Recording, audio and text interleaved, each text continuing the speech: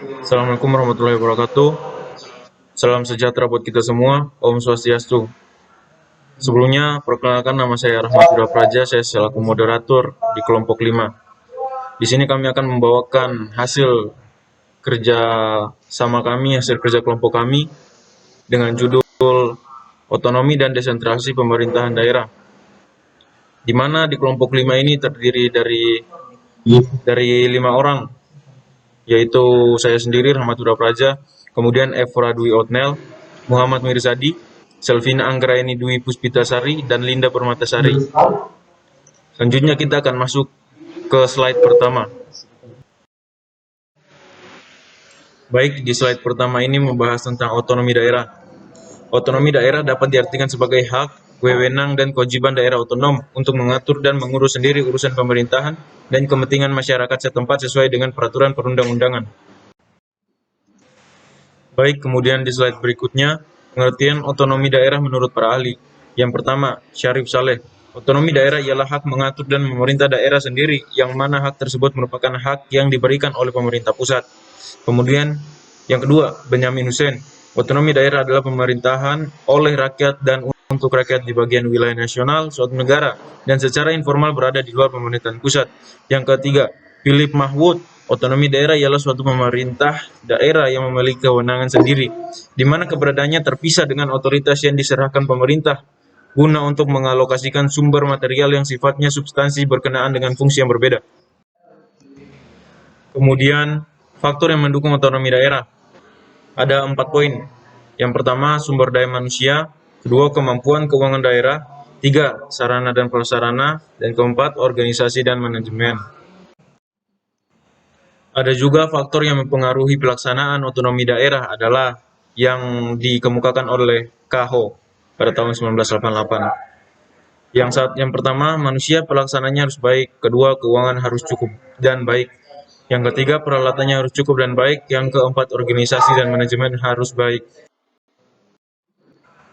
Selanjutnya, kriteria keberhasilan daerah otonom untuk mengurus rumah tangganya sendiri. Yang pertama, kemampuan struktur organisasinya, yaitu pemerintah daerah menampung segala aktivitas dan tugas-tugas yang menjadi beban dan tanggung jawab. Jumlah unitnya beserta macamnya cukup mencerminkan kebutuhan pembagian tugas, wewenang, dan tanggung jawab yang cukup jelas. Kedua, kemampuan aparatur pemerintah, yaitu aparatur pemerintah daerah mampu menjalankan tugasnya dalam mengatur dan mengurus rumah tangga daerah, keahlian moral disiplin dan kejujuran serta saling menunjang tujuan. Yang ketiga, kemampuan mendorong partisipasi masyarakat. Dengan struktur organisasi dan kelincahan aparatur pemerintah tetap dituntut agar rakyat mau berperan serta dalam kegiatan pembangunan. Dan yang keempat, kemampuan keuangan daerah. Semua kegiatan untuk mencapai tujuan pasti membutuhkan biaya, sehingga pemerintah daerah perlu memikirkan biaya untuk semua kegiatan sebagai pelaksana pengatur rumah tangganya. Hal ini memerlukan sumber pendapatan daerah atau sebagian mendapat subsidi dari pemerintah atasannya. Tujuan otonomi daerah. Tujuan pelaksanaan kebijakan otonomi daerah adalah sebagai berikut. 1. Dapat meningkatkan pelayanan kepada masyarakat. 2. Dapat mengembangkan kehidupan yang berasaskan demokrasi. 3. Dapat mewujudkan suatu keadilan sosial bagi seluruh masyarakat.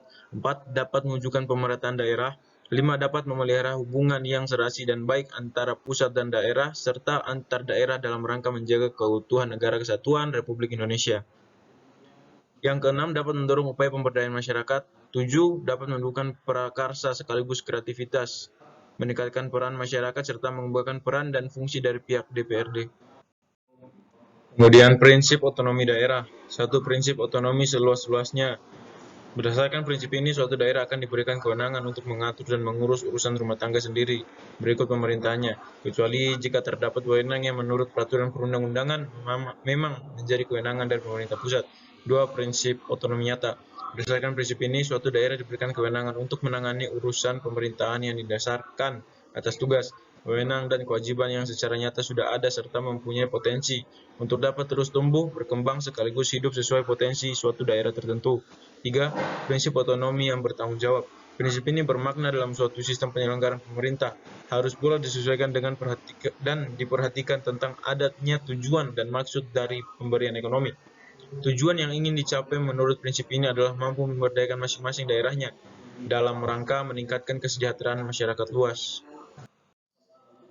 Sebagian para ahli pemerintah juga mengemukakan pendapat tentang perlunya otonomi desentralisasi, yaitu satu, untuk terciptanya efisiensi dan efektivitas penyelenggaraan pemerintahan, dua, sebagai sarana persiapan karir politik, tiga, stabilitas politik, empat, kesetaraan politik, lima, akuntabilitas publik dan demokrasi, memberikan ruang dan peluang kepada masyarakat di daerah untuk partisipasi dalam segala bentuk kegiatan penyelenggaraan negara.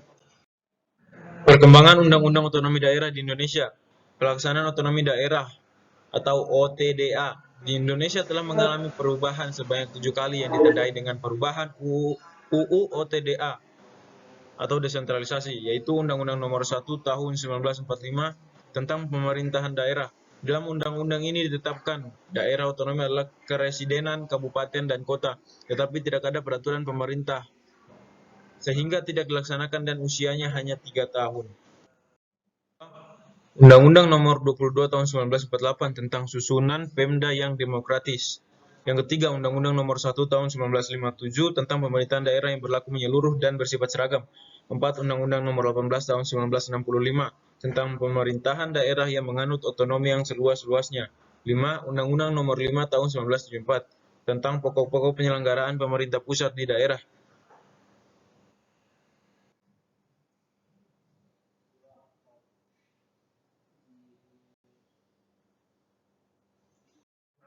6. Undang-Undang Nomor 22 Tahun 1999 tentang otonomi daerah. 7. Undang-Undang Nomor 25 Tahun 1999 tentang perimbangan keuangan pusat dan daerah. 8. Undang-Undang Nomor 32 Tahun 2004 tentang perimbangan daerah. 9. Undang-Undang Nomor 33 Tahun 2004 tentang perimbangan keuangan antara pemerintah pusat dan daerah.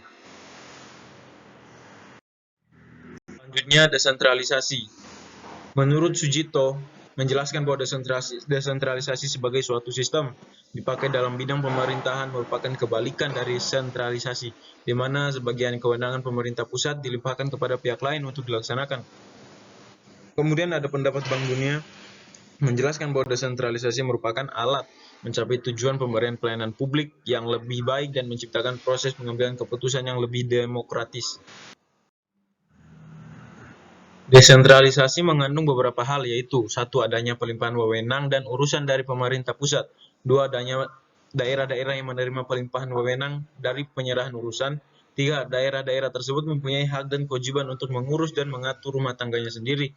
4. Kewenangan dari urusan yang dilimpahkan adalah kewenangan dari urusan rumah tangga daerah yang bersangkutan. Adapun manfaat desentralisasi. Yang pertama, efisiensi dan efektivitas pelaksanaan tugas pemerintahan. Efisiensi. Melalui desentralisasi, kesejahteraan masyarakat di daerah diharapkan lebih cepat terwujud karena pemerintah daerah akan lebih cepat dan fleksibel untuk bertindak atas respon perubahan lingkungan dan kebutuhan masyarakat di daerah. Kemudian efektivitas.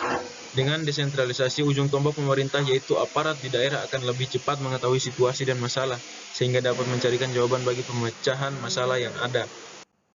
2. Memungkinkan melakukan inovasi. Dengan diberikannya kepercayaan kepada pemerintah daerah untuk mengurus rumah tangganya sendiri, secara tidak langsung akan mendorong mereka untuk menggali potensi-potensi baru yang dapat mendukung pelaksanaan urusan pemerintahan dan pemerintahan sehari-hari.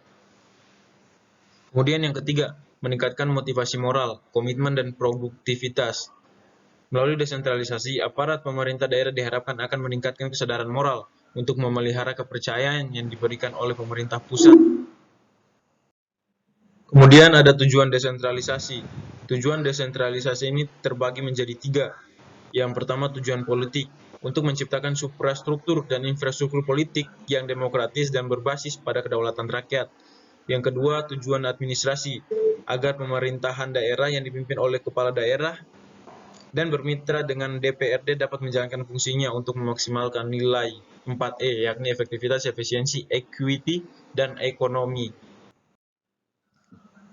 Kemudian ada tujuan sosial ekonomi, berupaya untuk mewujudkan pendayagunaan modal sosial, modal intelektual, dan modal finansial masyarakat sehingga dapat tercipta kondisi kesejahteraan masyarakat secara luas.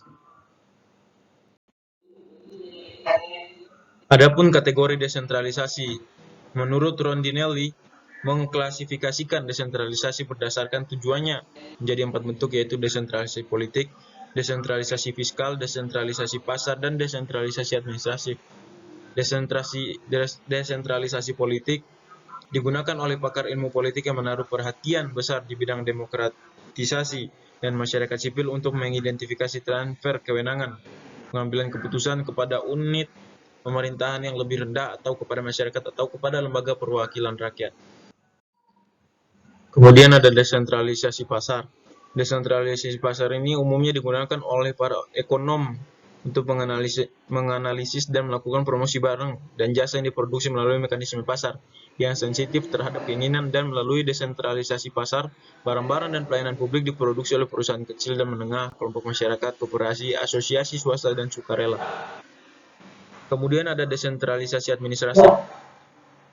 Desentralisasi administratif ini memusatkan perhatian pada upaya ahli hukum dan pakar administrasi publik untuk menggambarkan hierarki dan distribusi kewenangan serta fungsi-fungsi di antara unit pemerintah pusat dengan unit pemerintahan non-pusat atau subnational government.